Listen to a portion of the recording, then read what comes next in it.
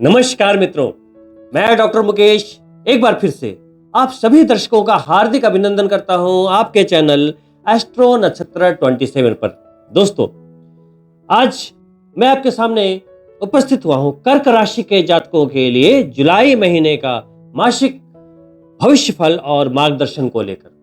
कर्क राशि यानी कि खूबसूरत लोगों की राशि, भावुक लोगों की राशि।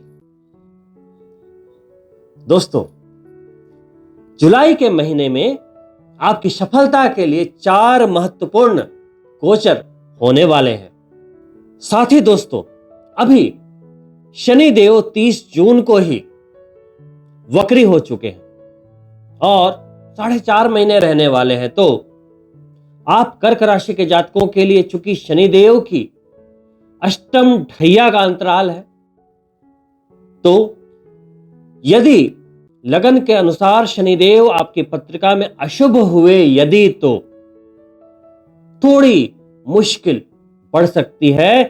अतः आपको सावधानी के साथ चलने की सलाह दी जाती है। शनिदेव से डरने का नहीं दोस्तों, समझने का है। मत्स्य पुराण के अनुसार शनिदेव को संहारक बोला गया है, तो आप क्यों डर जाते हैं? आपका क्यों संहार करेंगे? आपने क्या पाप किया? संहार वो उनका करते हैं जो मर्डरर हैं, रेपिस्ट हैं।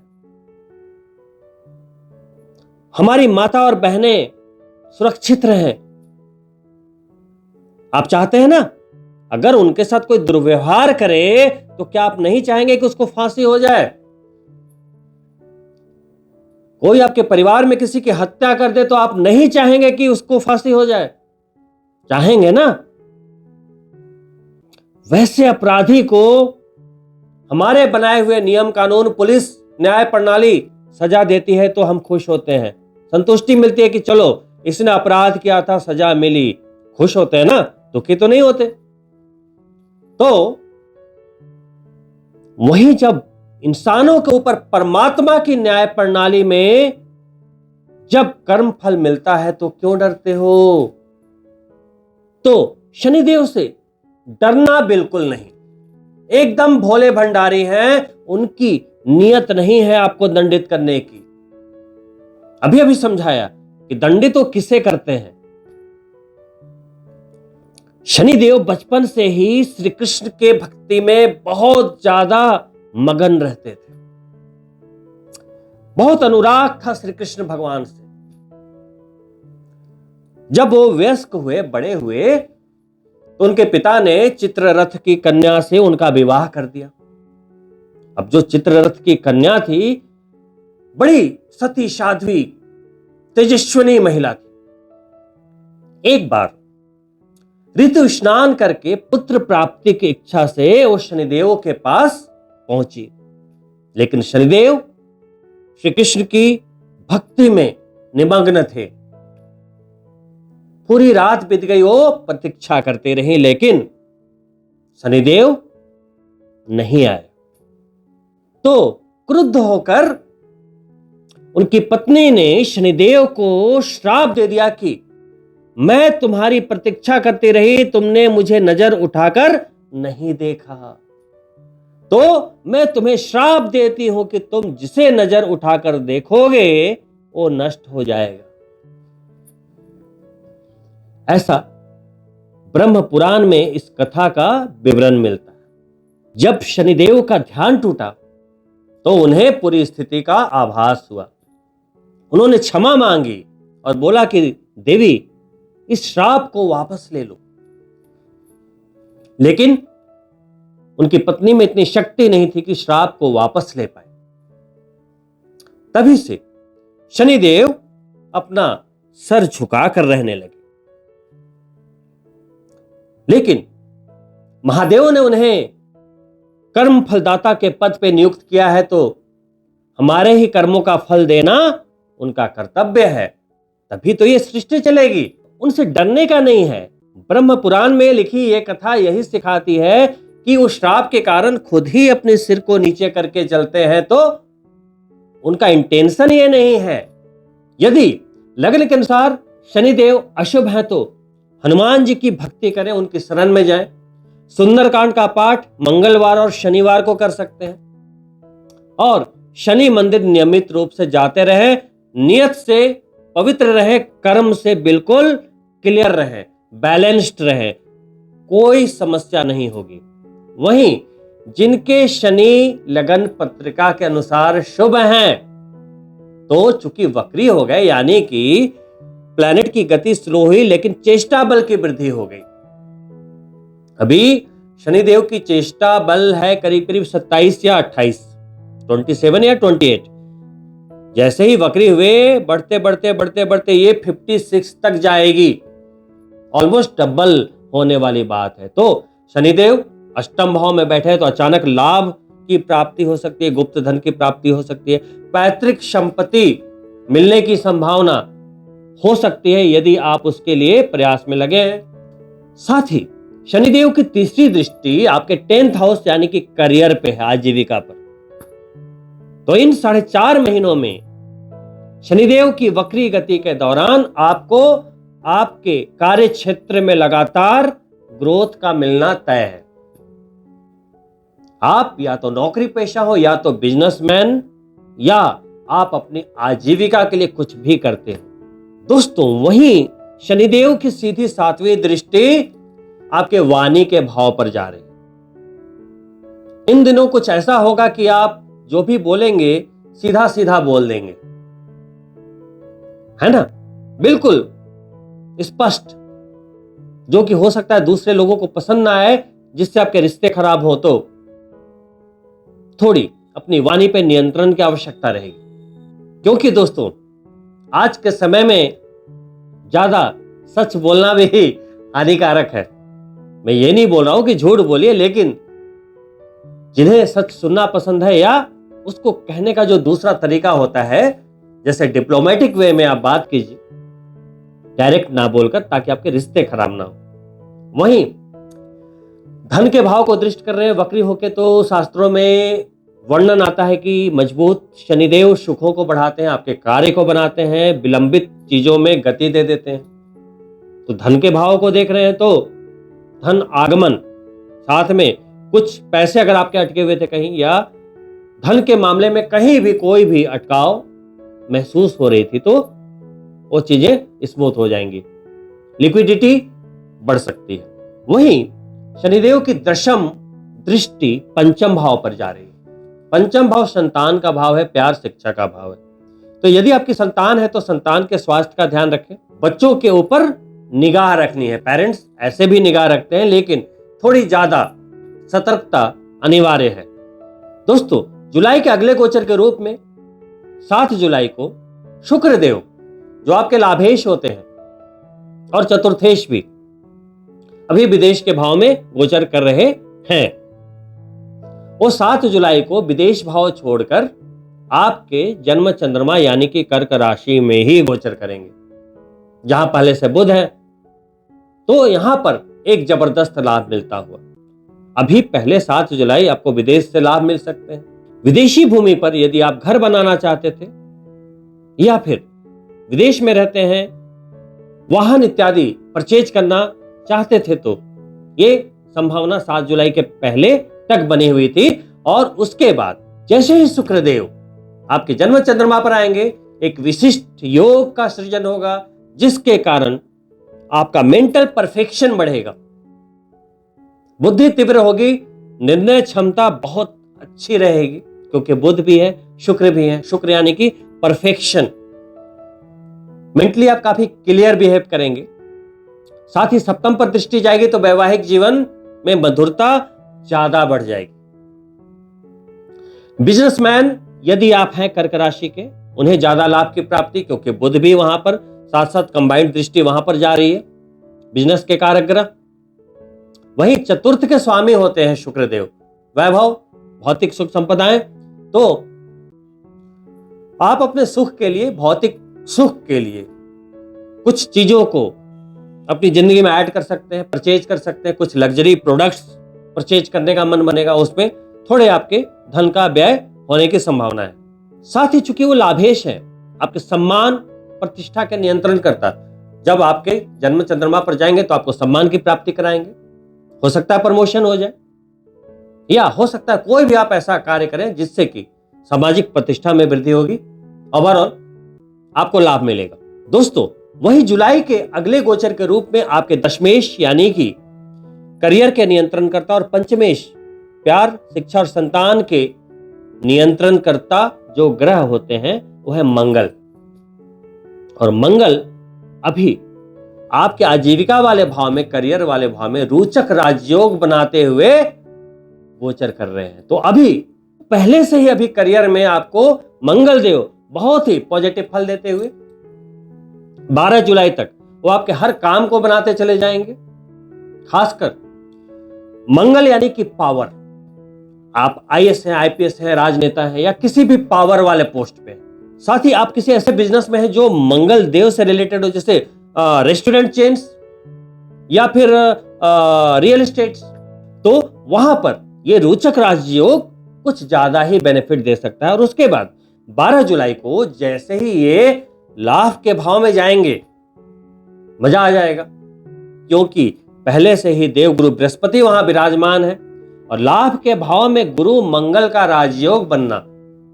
इस राजयोग के बारे में शास्त्रों में सबसे सुनहरे अक्षरों में पॉजिटिव सकारात्मक फलों की व्याख्या की गई है कि गुरु मंगल जब एकादश में आ जाएं, कुछ भी असंभव नहीं। आर्थिक रूप से काफी सकारात्मक समय, हर तरह से धन लाभ संभावित, प्रतिष्ठा सम्मान की प्राप्ति इस गोचर के द्वारा भी। चूंकि गुरु मंगल का योग है तो देवगुरु बृहस्पति जो है आपके छठे भाव के स्वामी भी हैं और भाग्य के स्वामी भी हैं। तो छठा भाव क्या होता है? रोग, शत्रु, ऋण। तो हेल्थ में यदि कोई समस्या, थोड़ी बहुत ही रिकवरी मिल जाएगी। मंगल देव खुद एनर्जी है। दुश्मनों पर लगाम, अंकुश लगाएंगे इस योग के कारण, और कर्जे में कमी आएगी। वहीं भाग्य के स्वामी है, भाग्य में प्रबलता आएगी, भाग्य से काम बनेंगे। आपको लगेगा कि हाँ जी लक काम कर रहा है। तो गुरु मंगल का योग बहुत ही बढ़िया योग है और गोचर में ये बना, यानी कि जुलाई के महीने में आप कोई भी एफर्ट डालते हैं तो उसका लाभ मिलेगा। मैं एक वर्ड में बोल रहा हूं, लाभ मिलेगा, क्योंकि ये योग लाभ के भाव में बना हुआ है। अब आप धन का लाभ चाहते हैं, प्रतिष्ठा चाहते हैं, क्या चाहते हैं, किस तरह का लाभ चाहते हैं, ये आपके ऊपर डिपेंड करता है। जहां कोशिश करेंगे वहां से लाभ की प्राप्ति, ये गोचर हर तरह से आपकी मदद करेगा उस लाभ को करवाने में। और मंगल और गुरु की कंबाइंड दृष्टि चली गई पंचम भाव पर, तो विद्यार्थियों के लिए भी बढ़िया हो गया, क्योंकि शिक्षा का कारक ग्रह गुरु क्रिएशन वो दृष्टि दे रहा है और मंगल ने भी दृष्टि दे दी। तो पंचम भाव चूंकि शिक्षा का है तो विद्यार्थियों के लिए भी बढ़िया हो गया, पढ़ाई करने में मन लगेगा, सफलता मिलेगी, क्योंकि मंगल जो है वो कंपटीशन का कारक ग्रह है, प्रतिस्पर्धा का कारक ग्रह है। तो विद्यार्थियों के लिए बढ़िया हो गया।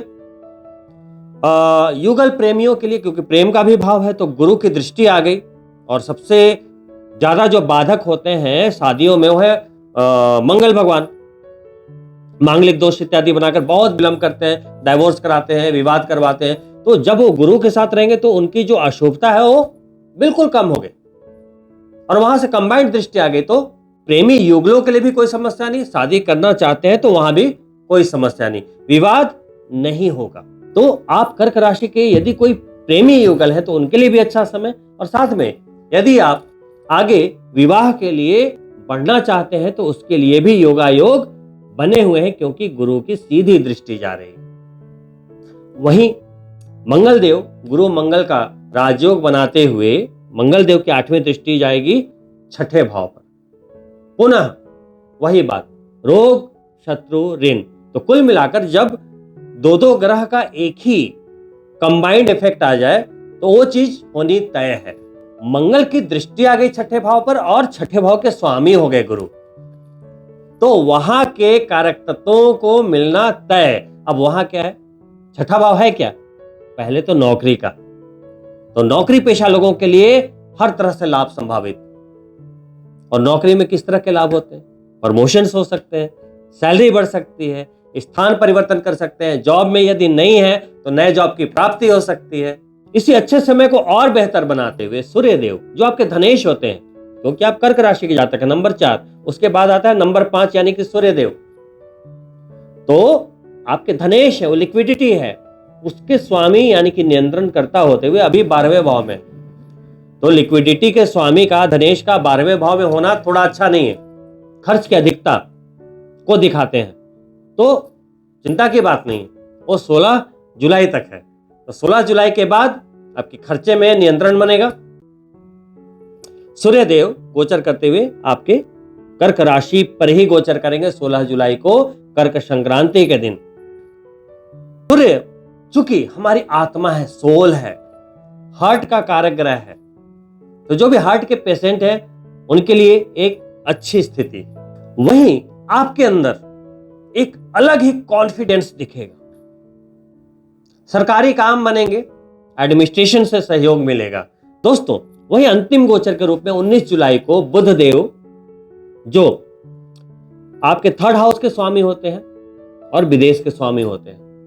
3rd हाउस यानी कि जहां से आप रिस्क लेते हैं, निर्णय लेते हैं, बुद्धि के कारक ग्रह अभी आपके जन्म चंद्रमा पर 19 जुलाई तक आपको हर तरह से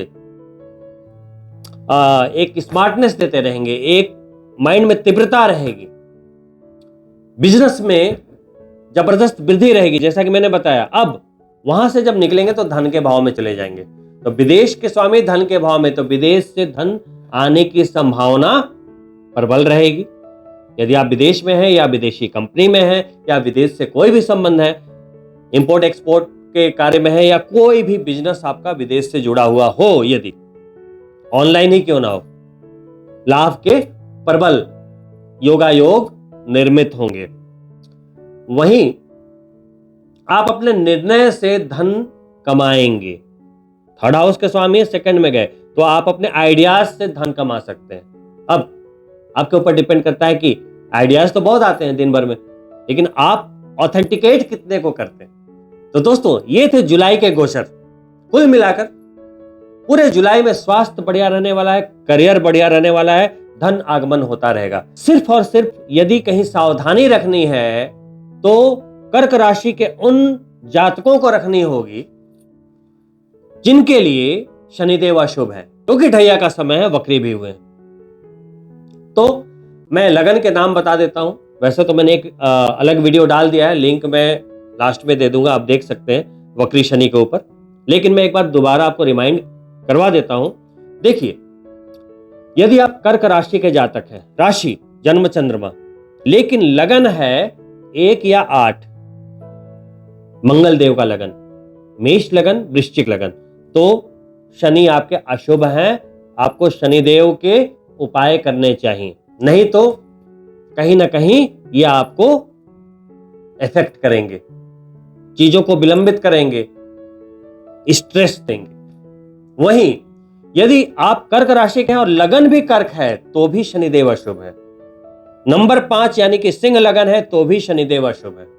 तो 1, 8, 4, 5 और 9 और 12, धनु और मीन, इन 6 लग्नों में शनिदेव अशुभ होते हैं। यदि आप कर्क राशि के जातक हैं और आपका लगन है 1, 4, 5, 8, 9 या 12, तो आपको उपाय करने चाहिए। उपाय क्या करेंगे? तो पूजा पाठ के उपायों के पहले, सबसे पहले तो आप अपने दिनचर्या को ठीक करें। जहां आपने कमिटमेंट की है वो पूरी करें, डिसिप्लिन्ड रहे, पंक्चुअल रहे। सिर्फ ऑफिस में ही नहीं, अपने बॉस से ही नहीं, अपने परिवार के लिए भी।